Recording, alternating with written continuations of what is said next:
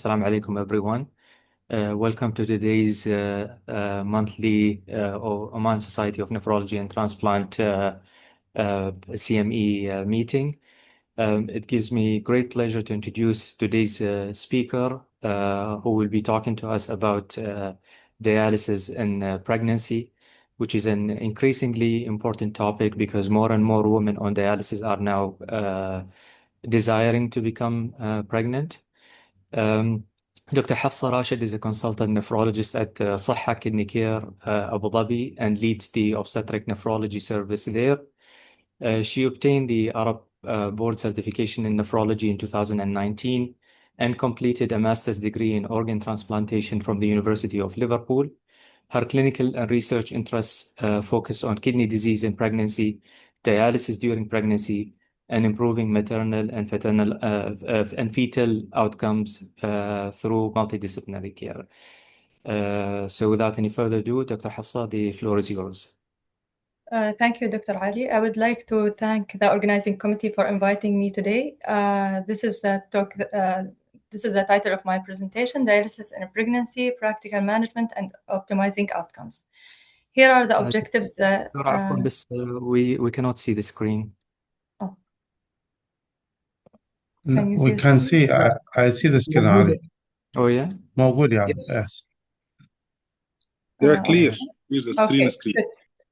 Okay, so the objectives are to describe pregnancy outcomes in women receiving dialysis and discuss the management of a pregnant woman on hemodialysis and discuss the management of a pregnant woman on peritoneal dialysis.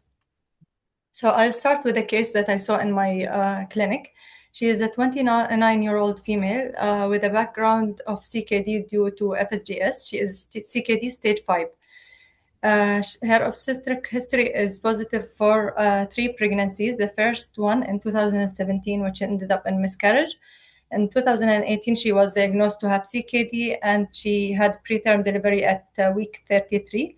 And she came to us and to our clinic at 7 weeks of gestation, and she was very distressed and requesting to terminate the pregnancy.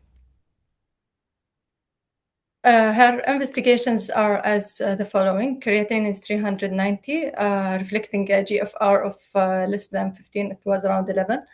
Urea of 14, hemoglobin of 88, and protein creatine ratio of 0.8. Her medications were folic acid, aspirin, 15 milligram daily, sodium bicarbonate, and she was on valsartan, which was mainly for renal protection, and was stopped when she became pregnant. So the question here, is termination of pregnancy indicated in this patient? Usually, we prefer to see the patients in a preconception clinic and discuss plan pregnancy early. So we know that chronic kidney disease is a chronic condition that the patient will live with it for all their life. I have a patient who has CKD since the age of 4, and now she is 20. And she is coming to the clinic with pregnancy. So we need to advise the patients to be pregnant early if possible. But in our case, already she came with pregnant at CKD 5. We need to switch to pregnancy safe medications. And we need to discuss with the family maternal and fetal risks. And for patients who are CKD 5 or on dialysis, we need to discuss intensifying dialysis and to see what are their thoughts on that, and if they can manage to come for frequent dialysis and how it will affect the whole family situation. And timing of pregnancy is important, whether to start early or after transplantation, or if they are an advanced maternal age and they don't have a donor and already on dialysis and they wish to become pregnant, then we need to discuss the timing of pregnancy and what are the patient's thoughts about it. The outcomes of pregnancy and dialysis are different according to which country the patient is dialyzing in, according to the for example, in the Canadian cohort, the live birth is 86, but live birth rate of the live birth and dialysis patients in dialysis patients. But for example, in Mexico, the preterm delivery is 75%, but in Canada it is 53%. So according to the hours of dialysis, the preterm deliveries are different, and the live birth rates are different. This is a Japanese example of surviving infants in 1999 in patients who are receiving dialysis, and surviving infants in 2021. So you can see that in 1999, the surviving infant rate was 49%, and the elective abortion was high, 90%. As compared to in 2021, there are more surviving infants, 74%, and the elective abortion is less. So we have more experience now with patients who are becoming pregnant on dialysis. This table summarizes, compare two countries' experience with pregnant women on dialysis, the Toronto pre-kid cohort and the United States cohort. So the live birth rate is higher in the Canadian cohort, 86%, compared to the US cohort, which is 61%.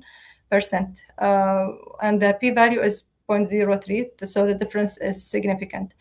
And as you can see that the dialysis time is higher in the Canadian cohort as compared to the US cohort, 43 hours compared to 17 hours. And that intensification of dialysis improves the live birth rate. We can conclude from this table. This figure as well shows that patients who will have prolonged dialysis will have a higher live birth rate. So you can see that ladies who have 20 hours of dialysis will have 48% of live birth rate. But those who have 37 to 56 hours on dialysis, and mainly those are the nocturnal dialysis patients, they will have a better live birth rate of 85%. Also, intensification of dialysis will improve the size of the baby, as this is systematic review. They included 574 pregnant women on dialysis, and they found that small for gestational age was inversely related with the dialysis intensity. What about pregnancy outcomes by dialysis modality? Usually patients on PD, they are switched to hemodialysis. And as you can see from this table, they compared 8 PD patients to 45 HD patients. And the live birth rate was not different. The p-value is 0.7. But this reflects only a small number of patients, so I'm not sure if we can conclude that the outcomes are similar. But I found another study that looked into comparing PD with HD, and they found that in PD patients, the percentage of small for gestational age is higher compared to the HD dialysis patients. But most of those numbers are from case reports, so it's not a systematic review. And but this is the evidence that we have. And whether shifting from peritoneal dialysis to hemodialysis, it depends on the center. Some centers will shift at the start of pregnancy. Some centers will have a hybrid approach, PD plus intermittent hemodialysis. Others will continue PD and transition during the second trimester, or if there is any problem with the flow of the dialysate during the peritoneal dialysis session. Another factor that can affect the outcome is the presence of residual kidney function. From this study from Australia, they included 77 pregnancies on dialysis. And they compared two groups, conception before dialysis and conception on dialysis. And they found that the live birth rate is better for ladies who have conceived before dialysis, like our patient. So they were CKD5 and then they started dialysis. And the abortion as well was higher on the patients who had conception on dialysis. And the difference was significant. Then another factor that can affect the outcome is the BUN the BUN or the urea of the patient on dialysis. So this study was published in 2018, and they included 93 pregnancies, and they looked at the outcomes, which were severe prematurity and fetal death.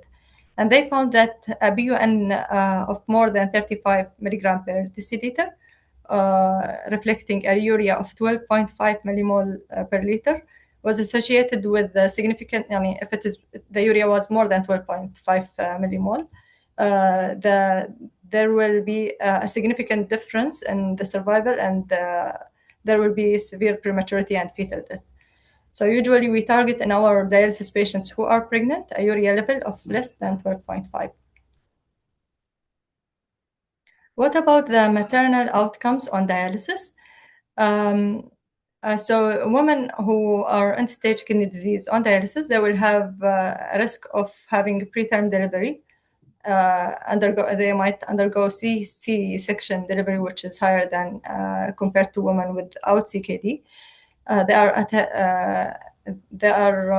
at higher risk of receiving blood transfusion at delivery, and they are at higher chance of having a prolonged hospitalization.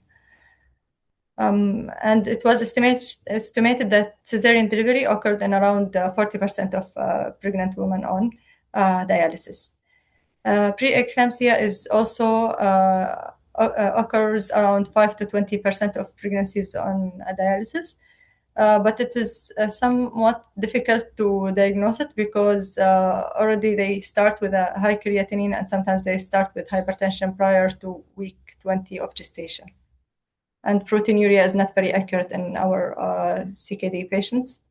So this number, the 20%, might not be accurate. And this is also from higher income countries. So I could not find if it is higher in low income countries.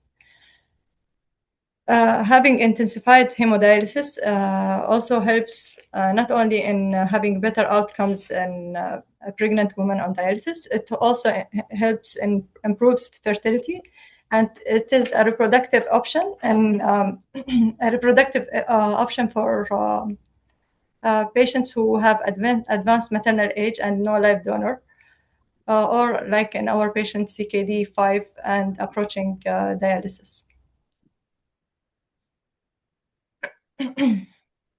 Now I'll move to pregnancy management in women receiving dialysis. So we usually we need to focus on those four pillars. First, the dialysis prescription. If the lady doesn't have a residual kidney function, we need to increase the timing of dialysis to 36 hours. But of course, it depends on the center. So in our center, we cannot achieve this target. We can achieve up to 5 hours, because by the time we reach the 6th hour, someone else needs to start their afternoon session or their evening session. So it is different from center to center and what they can provide to their patients.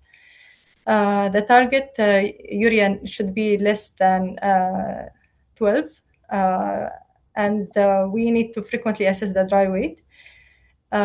We need to avoid hypotension. And we can use unfractionated heparin or clexane. In the dialysate, we need to use K3 bath, and we need to stop phosphate binders, as those ladies with intensive hemodialysis will have hypophosphatemia. So we give them liberal phosphate intake during pregnancy. Sorry, may I ask all the audience to silence their mics, please? Thank you. Okay, so to continue with the dialysate prescription, we need to use a high dialysate calcium, 1.5. And sometimes if the patient develops hypophosphatemia, we need to supplement phosphate or add it to the dialysate.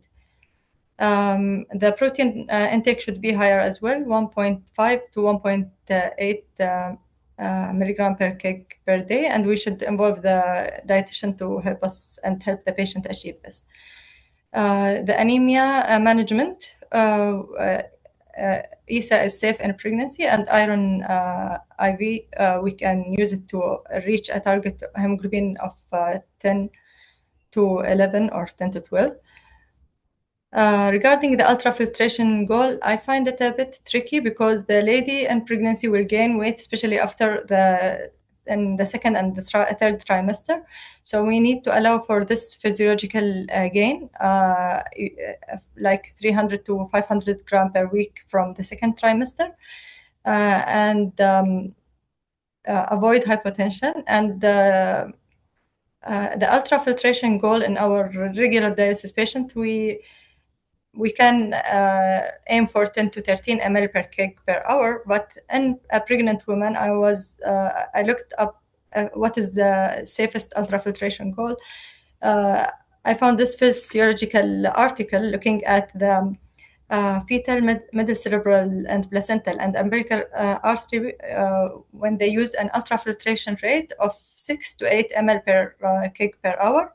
And with this ultrafiltration, they did not find a significant reduction in the blood flow in those arteries.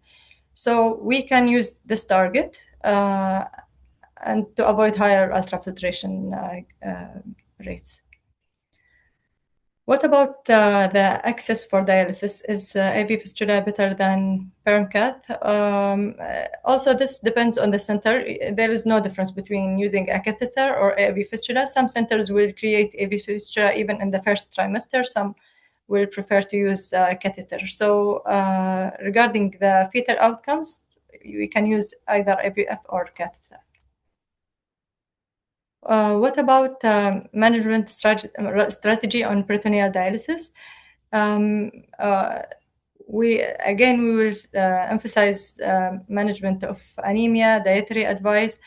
What is special in peritoneal dialysis that this slide shows us better. We need to use lower fill volume and more exchange. If there is any pain while there is on the drain of the dialysate, then we can use tidal peritoneal dialysis. We should avoid high concentration, high tonicity peritoneal dialysate, and we can advise the lady to have lateral decubitus posture during draining phase. But in case there is rising urea or there is any problem with the flow of the dialysate, then we need to shift to hemodialysis. Another issue that is special to our dialysis patients is preeclampsia and how to diagnose it. Usually preeclampsia occurs at week 20 of gestation. If we find any worsening hypertension, headache, visual disturbances, or epigastric pain, we should admit the patient and monitor for preeclampsia and evaluate the labs for showing any other involvements like low platelets, hemolytic anemia, rising LFTs. Depends on the center that you are working on. You can send the angiogenic factors like SFILT1 and placental growth factor ratio, but it depends on the availability. So in our hospital, it is available, but it is sent out test, so it will not. The result will take few days till it comes out, and it will not help a lot in the diagnosing preeclampsia or not. Other points that will guide us whether this is preeclampsia or not, the IUGR. So if the growth of the fetus started to slow down, then that reflects that this is preeclampsia. And to see also the umbilical arteries and blood flow in them, and to discuss with the maternal medicine regarding those the hemodynamic changes in the placenta. To avoid preeclampsia, of course, we need to start aspirin. It's not avoid, like we can use it as prophylactic measure at week 10 to 12. Aspirin of 150 showed that it can be used as prophylaxis to delay preeclampsia, to avoid early preeclampsia, but preeclampsia still can occur, but later during pregnancy.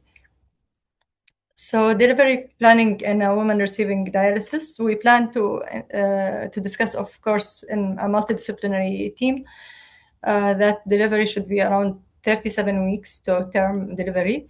And the lady should be following in a hospital that have an ICU service in case she delivered earlier. This is a typo. So a heparin-free dialysis in the last session prior to admission for delivery to allow for epidural use. If we will use magnesium, it should be a reduced dose, and we should monitor it closely. And whether vaginal delivery or C-section, it depends on the obstetric choice, but the preferred choice is normal vaginal delivery. Postpartum, it's very important to encourage our patients for breastfeeding. And we need to review all the medications that they are safe in lactation, especially most of the medications that are used in pregnancy, they are safe in lactation. But if we will add another antihypertensive, ACE inhibitors, especially enalapril, is safe in lactation. Also, we need to avoid aggressive ultrafiltration as this might affect the milk supply. And we need to discuss contraception and future pregnancy planning and refer to the gynecologist if the patient is no longer planning to be pregnant. So our patient decided to continue her pregnancy, and we started her on dialysis through PermCAT. But we did not aim for 36 hours of dialysis. We aimed to target dialysis based on urea level, and she required only 4 times dialysis, 4 hours duration. We did frequent labs, and she reached 35 weeks of gestation. She was delivered through C-section because of abnormal CTG, and her baby needed 1 week of an ICU admission.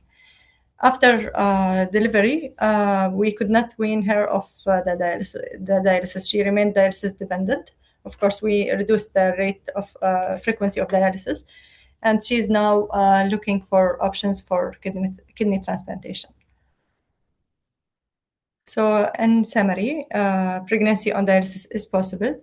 Intensive dialysis improves outcome, and every patient is different, so we need to have individualized approach to our patients, and we need to monitor closely for complications.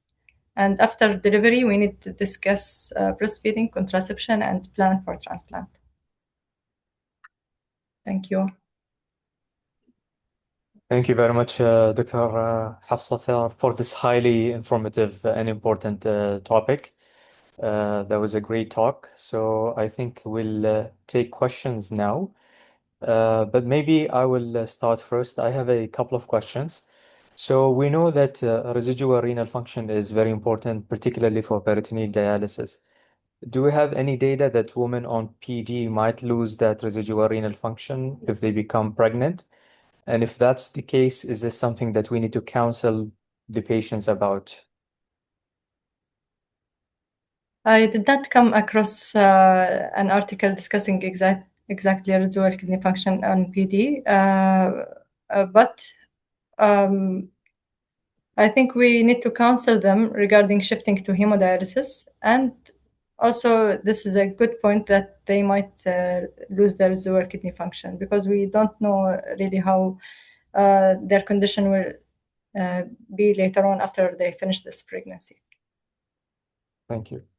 My other question was if a woman with end-stage kidney disease already on dialysis is, desiring pregnancy but having fertility issues, would you actually intensify the dialysis just so that you improve the fertility? Yes, we can give her this option and refer her to IVF center, so they give better advice of when is she having ovulation or not. Another issue that we need to monitor them closely because they might be pregnant, but because of the irregular period, we might not know that they are pregnant. So we need to do frequent pregnancy tests. And once it is positive, and sometimes even it is positive because beta HCG is high during dialysis in patients on dialysis. We need to do early ultrasound to see if there is pregnancy or not, and to see the age of the fetus if there is pregnancy. Thank you very much. I think we have a couple of questions in the chat box as well. The first question by Dr. Salima: how do you distinguish preeclampsia from hypertension related to end-stage kidney disease versus how do you diagnose preeclampsia in somebody with end-stage kidney disease? Because a lot of the features are there already in them, like hypertension, etc. I think you mentioned that in one of the slides. So it's the fetal monitoring Dopplers and soluble FLIT placental growth factor ratio, right? Yes. Usually, if we have any doubt that this is preeclampsia, we admit the patient. We will have a multidisciplinary team with the obstetricians, the fetal medicine. We'll try to control the blood pressure. Of course, creatinine and proteinuria will not help us much, but we need to look at the other labs that reflect preeclampsia, like hemoglobin and liver function test, and see the growth of the baby. If the growth of the baby is reduced and there is reduced blood flow to the placenta, then this is most likely preeclampsia. Okay. Now, have soluble FLIT and placental growth factor levels been validated in renal failure? Like, is it possible that the levels can be affected by the renal Yes. failure? This is a very good question. I know the answer.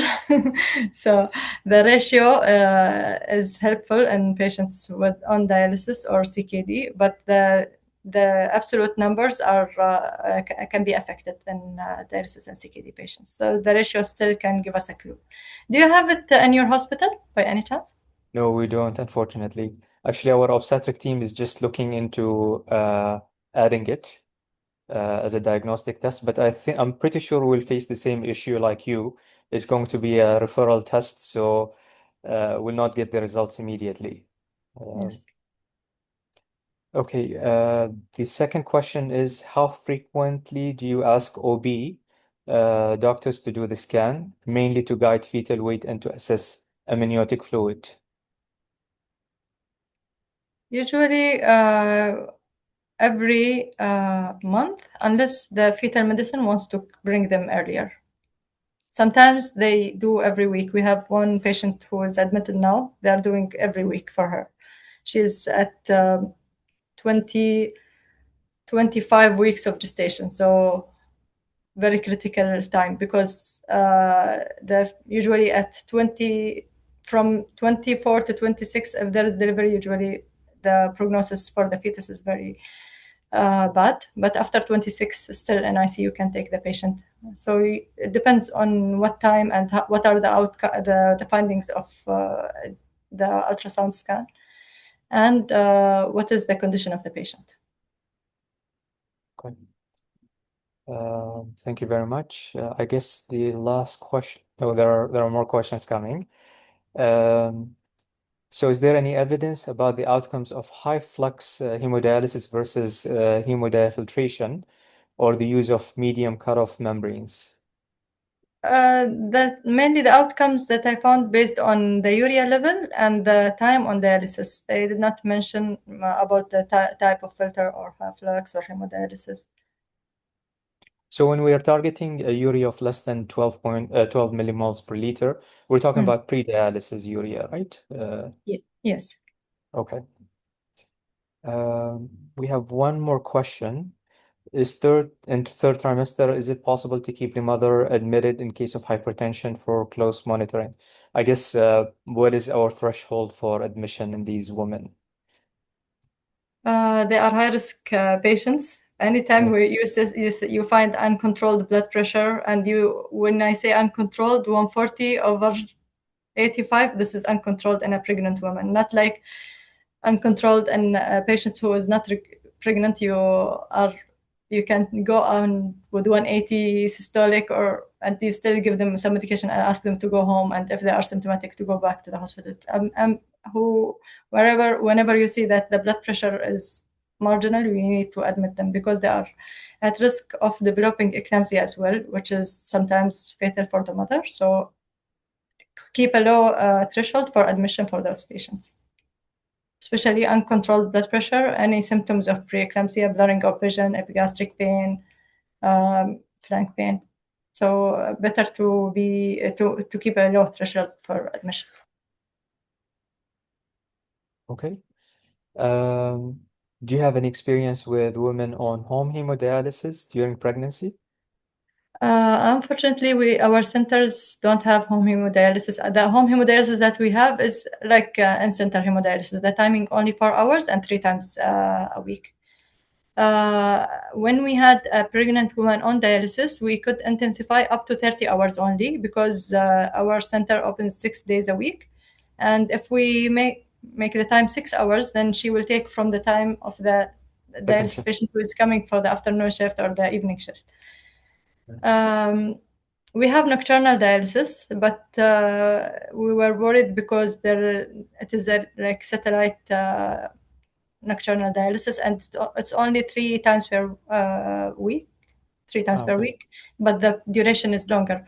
So we did not like to keep her, and when there are no doctors around, we brought her in during the time where everyone is around, and we gave her 5 hours and for 6 days. But some centers, like I showed at the Canadian centers, they have nocturnal dialysis, and the hemodialysis is more than 40 or 50 hours that we don't target. We don't have any patient with this number of dialysis in our center. Thank you very much, Dr. Hafsa, for this very fruitful discussion. I think that was the last question. Dr. Ali, a small question only, just for practical.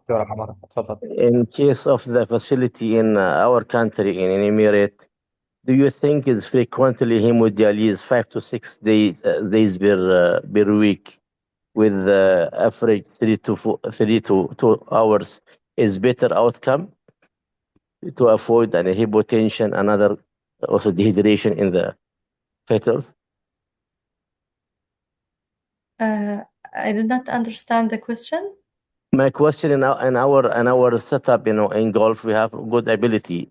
If we are going for 5 times to 6 times hemodialysis per week, will the outcome is better than 3 times with?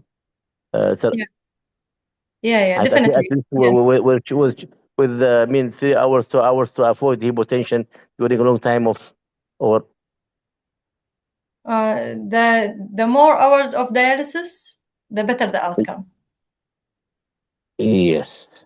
So when we say 36 hours per week, we're really talking about 6 days a week, 6 hours at a time, right? Yeah, that's why the lady should know before pregnancy if she wants to undergo this, or she should wait after transplantation if there is a donor or not, depending on the patient situation, her age, her plan of transplantation. Does she have a donor? Because even after transplantation, she will need 1 year to avoid pregnancy at that period. So if she's maybe at age of 39, 40, maybe she will be late. But some patients, even at that age, they will be pregnant, no problem. We'll refer them to IVF. Thanks. Thank you, Dr. My main message, two things that we did in our center. Some patients, they are really becoming pregnant when they are not ready to be pregnant. We had a patient who just recently started dialysis. She has ANCA vasculitis. Her disease is still not controlled. She's coughing blood. She is pregnant. So this patient was really distressed because from our side, we wanted to have multidisciplinary, involved dermatologist. Eventually, early in pregnancy, she had miscarriage. But I think this lady should have been counseled about contraception. So I think every nephrologist should discuss with any female patient who is in childbearing age regarding their wishes of being pregnant. If not, they need to have proper contraception. In our center, we had like an initiative. We recorded a short video to be shown to all the patients who are in childbearing age, to come to the nephrologist and let us know if they are not interested in pregnancy. We'll refer them to gynecology, or if they are interested, then this is what they expect: a prolonged dialysis, and it is a high-risk pregnancy. At least it's like a quality improvement. I know every doctor should do it, but sometimes we see many patients, sometimes we miss this part of the discussion. Another thing that we did is a pregnancy dialysis protocol. So if a patient is pregnant on dialysis, we have our protocol that it is presented to the nurses and they can follow. And I've also noticed that there are some women who assume that just because they have advanced CKD or they are on dialysis, that they cannot get pregnant, but obviously they can. So contraception counseling is very important. Yes. A quick question, Ali, if I don't mind, with Hafsa. Yeah, absolutely. Does subsequent in any patient who gets pregnant, would the subsequent pregnancy get even worse in terms of complication if we kept the same sort of dialysis dose, or really become better? It depends on every pregnancy is different. So if the residual kidney function, for example, is less, maybe there will be more complications. But I think it depends on what I presented, that the outcomes mainly depends on the comorbidities, the intensifying of dialysis, targeting the urea, and mainly those issues, and having a multidisciplinary team. We cannot say that if the first pregnancy was worse, the second will be also complicated. Sometimes the first pregnancy is at risk of preeclampsia, the second, they might not have preeclampsia. We cannot say that all the pregnancy will be worse. Thank you. We just explain the risk to the patient and we closely monitor them. And anytime that there is any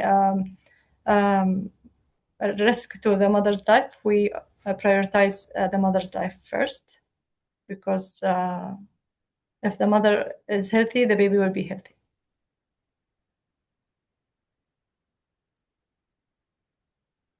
Thank you very much. So, any last questions?